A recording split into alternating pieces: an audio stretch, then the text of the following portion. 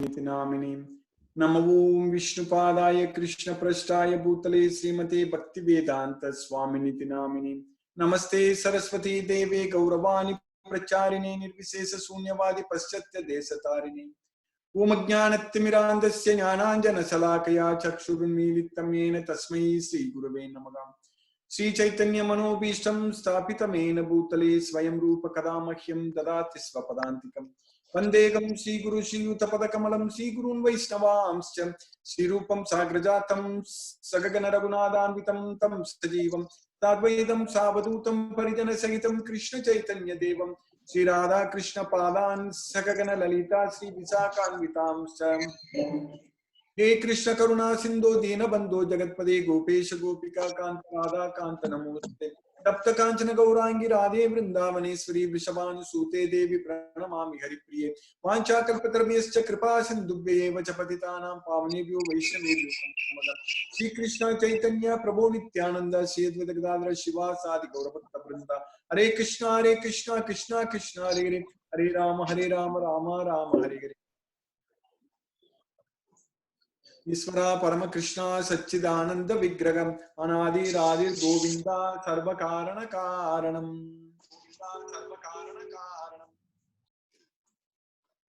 Hare Krishna. By Lord Sri Krishna's causeless mercy, we have successfully finished 8 slokas in the 7th chapter of Bhagavad Gita, titled as The Knowledge of the Absolute. So we can know about the God, the Supreme God, only from Him. We cannot find out like the law, like we study about this matter and do experiments and do research, and we find out a lot of various the physics, chemistry laws, the laws of physics and chemistry we deduce, and then we apply, and then we scientifically, technologically, we have improved so much. We have got so much knowledge, everything in this matter. But about God or about our own self, we cannot do that. Our modern science, there is no way our modern science can prove the existence of soul or God with modern science. We cannot see, that means we cannot see through microscope or telescope or anything. We cannot, there is no way. So maybe when in future, when we get a chance, we will arrange a lecture on who am I. So in that, I will very clearly go through very scientifically how it is not possible. So that way, in this Bhagavad Gita only we are getting the knowledge about ourselves. In this Bhagavad Gita only we are getting the knowledge about God. So that way, that is the only way. We need to just get this knowledge. But still it is science. Everything is scientific. Everything given here, because very nice analogy and explanations, everything is given very nicely. So we will understand very nicely, very clearly that it is full of science, this Bhagavad Gita. In the 2nd chapter, from the sloka number 11 to 30, Krishna is giving very good, very clear knowledge about, very clear understanding about how we are the soul, how we are not this body, the existence of soul. So that is the jiva, the soul. So that way, if we go through this entire Bhagavad Gita, all these slokas, what we understand is that we are the soul, we are not the body. But the problem is the soul is inside this body. That is the problem. We need to solve this problem. We are solving so many problems. When you go to school, there are so many very competitive exams, and a lot of things we are doing, correct? We are solving a lot of problems. But here our real problem is that we are not the body, we are the soul, but we are inside this body. We are stuck inside this body. We are glued to this body. We are bonded to this body. So that problem has to be solved. So first of all, we need to recognize that this is our real problem. That itself is called knowledge. The real knowledge is actually to recognize, to know, to see that we are stuck inside this body. We are struggling inside this body. So that is called real knowledge. Janma, Mrityu, Jara, Vyadi, Dukkha, Dosanu, Darshanam. One who sees birth, old age, disease and death are the symptoms of our suffering. They are dukkha dosanu darshanam. So that means it is called knowledge. So ajnanam yadato anyagam. So anything other than this is not knowledge. So first of all, figuring out, understanding that we are struggling inside this material body. Because this material body is not permanent. and this material body is undergoing a lot of changes. And anything can happen to our body at any point of time. And at that point of time, we have to leave this body. We will be kicked out of this body. First of all, we are forced to accept this body at the time of birth, and then we will be forced to leave this body at the time of death. So that is the science. That is what we need to understand, that we are not the body, we are the soul, but we are struggling and suffering inside this material body, and we need to find a solution for this problem. And what is the solution for this problem?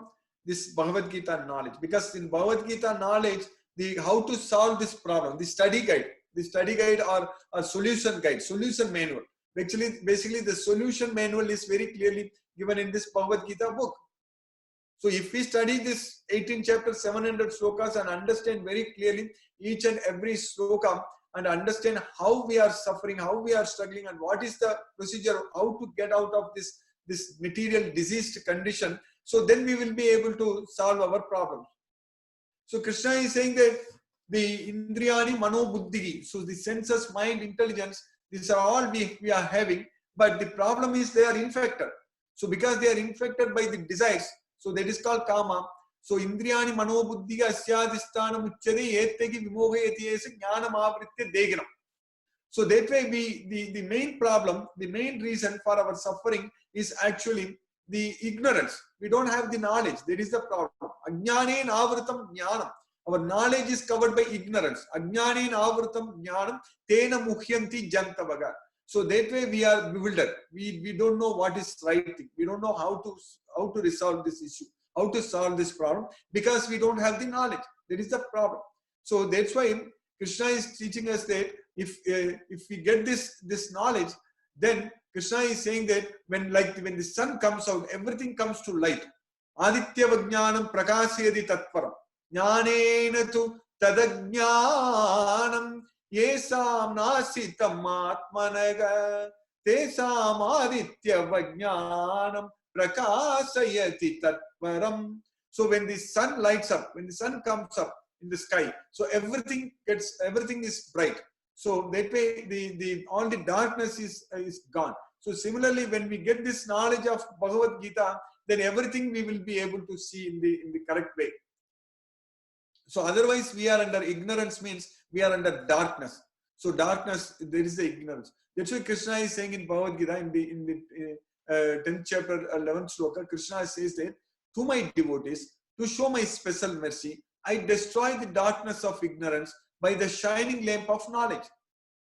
Tesam evanukam partha aham ajnanajam tamaga nasayami atma bhavasto jnana deepena bhasvataga. Jnana deepam. So jnana deepena bhasvataga. So this knowledge is compared to the lamp of knowledge. This knowledge is compared to the fire of knowledge. Jnana agni. So jnana deepam, jnana agni, jnana plaveneva, that is the boat of knowledge, jnana chaksusaga, eyes of knowledge. So this knowledge is compared to all these things. Once we get this knowledge, then things will be very clear for us.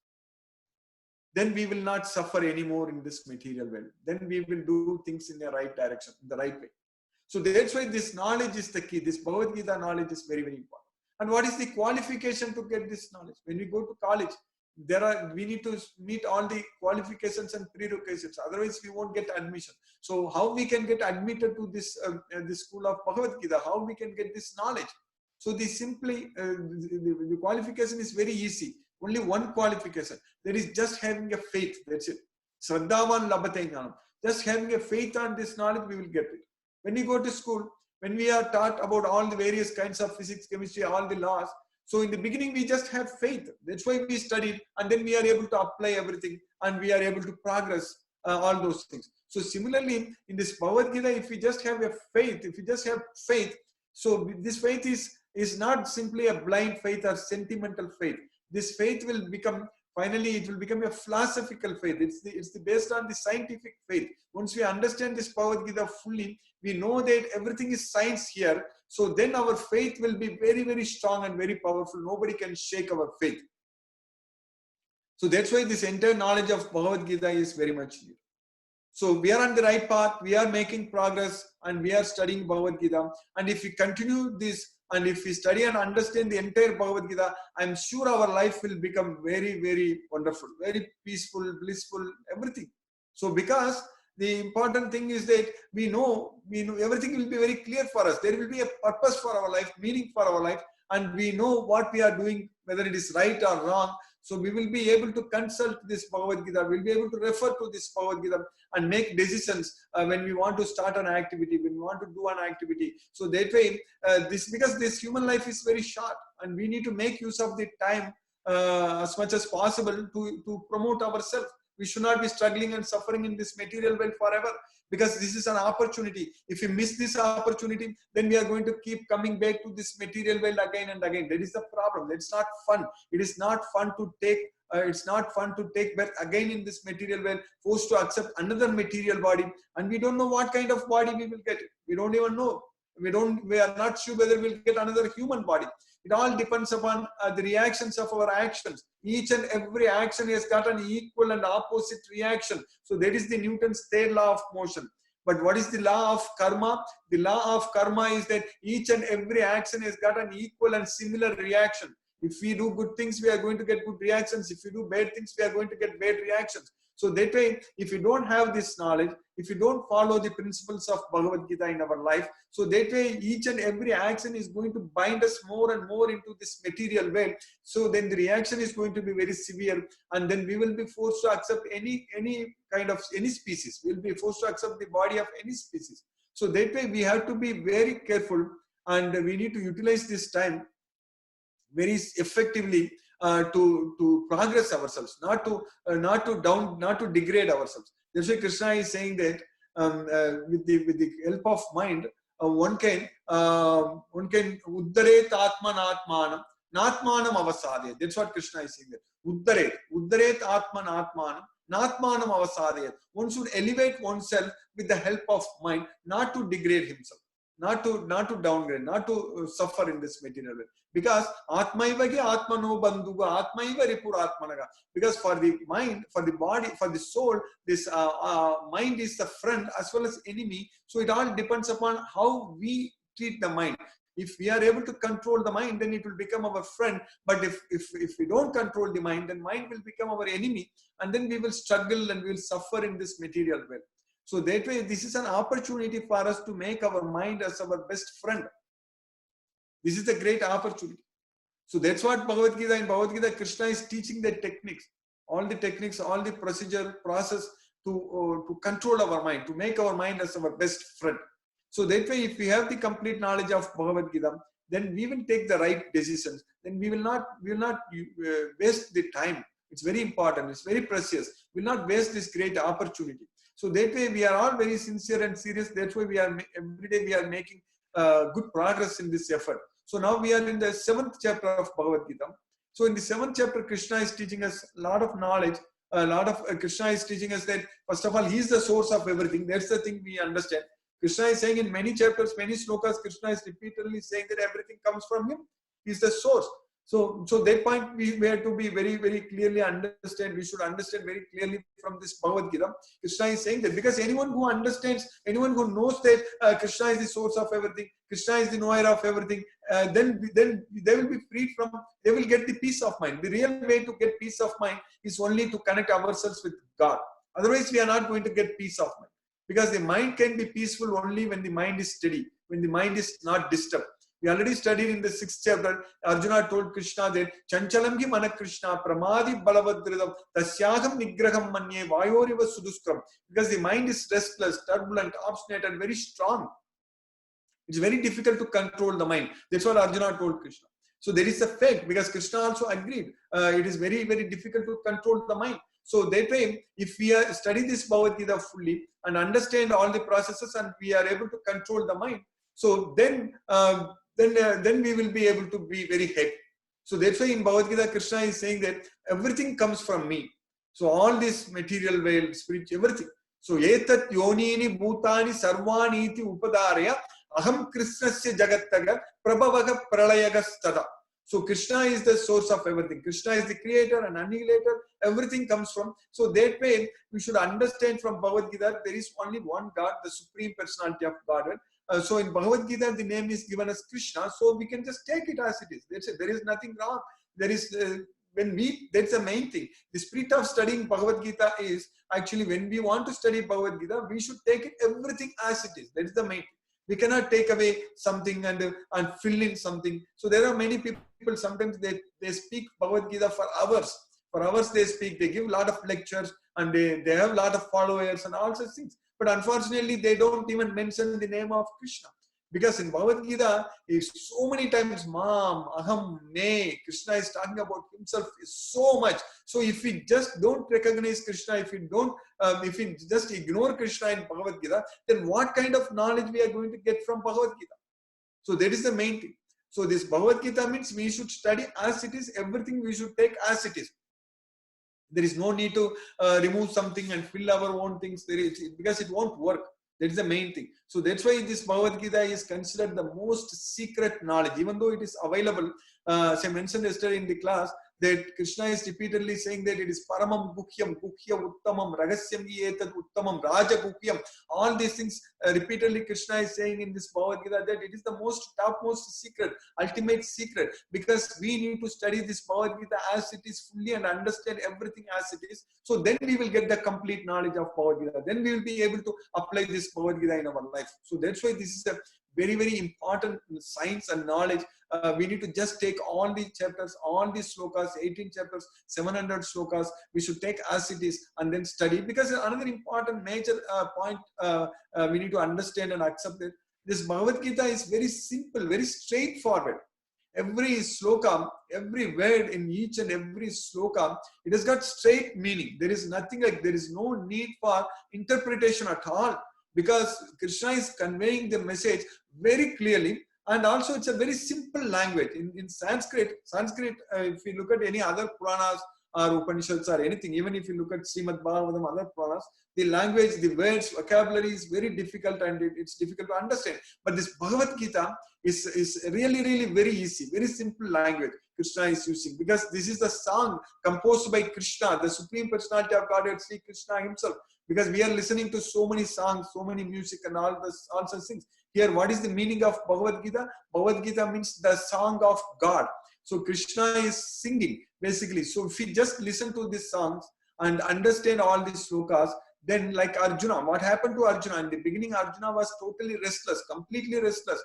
And he couldn't decide what to do. He was simply crying. His eyes were full of tears. So his body was trembling, his hairs were standing on end, and his mouth dried up, and his skin was burning, and his hairs were, and then his bow was slipping from the hand. Everything was happening to him.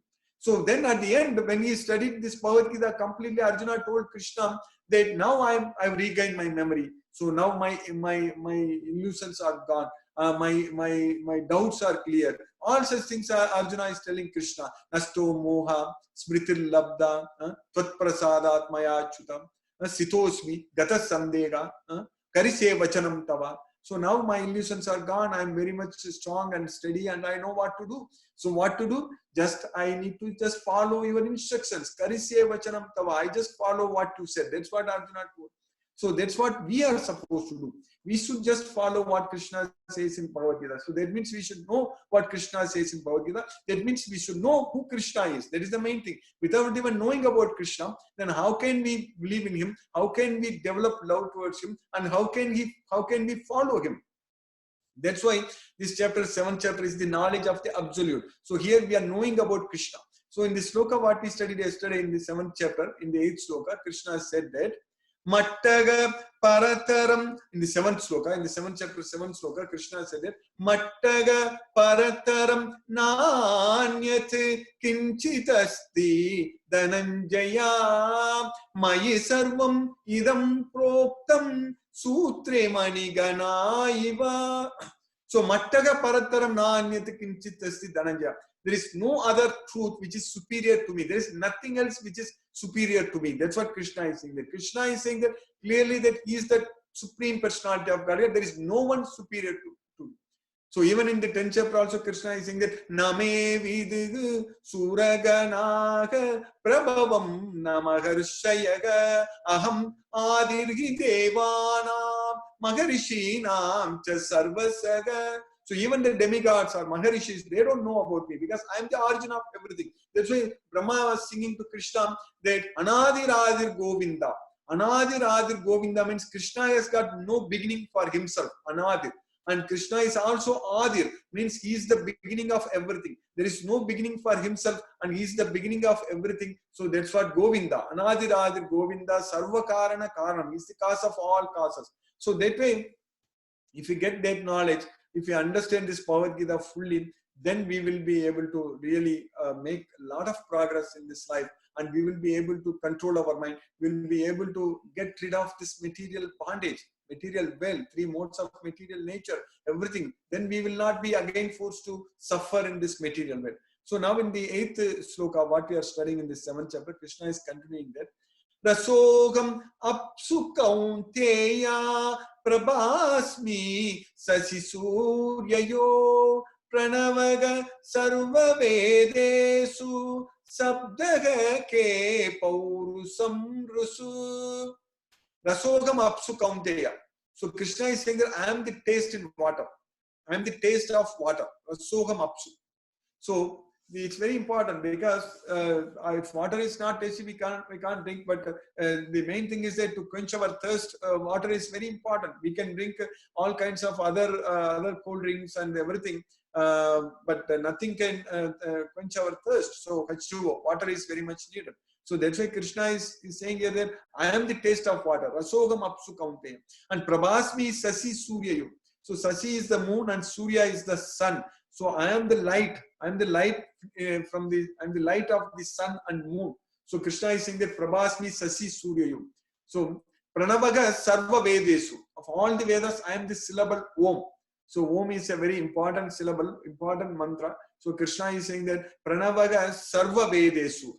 Sabdaga K. Sabdaga K means I am the sound. Sabda is sound. I am the sound in ether, sound in the space. So sound in the ether, when in the space means when, of course, we know that in this atmosphere, the sound comes as pressure fluctuations. So Krishna is saying that I am the sound in the ether. So that's what Sabdaga K, Paurusam Risum. Paurusam Risum means I am the ability in the mind. So I am the Paurusam. So all these things are coming from Krishna. So what we need to understand is that everything comes from Krishna. So we just take it for granted. We just think that everything is working, everything I am good, I am doing, everything I am like that. But here nothing we are doing. In our body, there are so much of mechanisms are happening.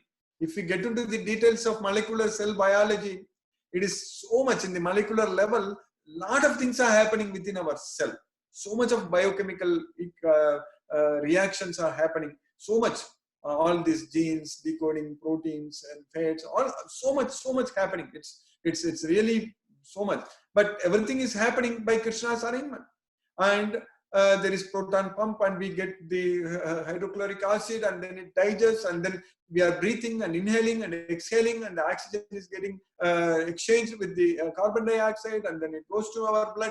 A lot of things are happening and Krishna is simply saying that Aham Vaisvanaro Bhutva Degina Praninam Degamastitaga Pranapanau Samayuk Pachamyanam Chaturvidam.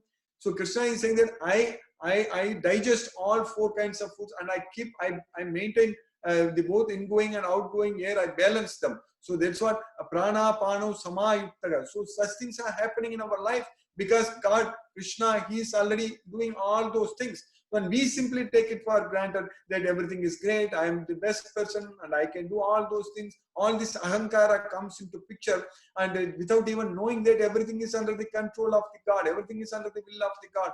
So without His permission, without His will, we cannot even move our little finger. That is the main thing. So that way, if we understand this Bhagavad Gita fully, that Krishna is everything, if we are able to see Krishna in each and everything, If you are able to see Krishna when we drink water, or when we see the light from the moon and sun, or when we utter the syllable Om, or the ability in man, or the sound in ether, everything we need to see as Krishna. That is the main thing.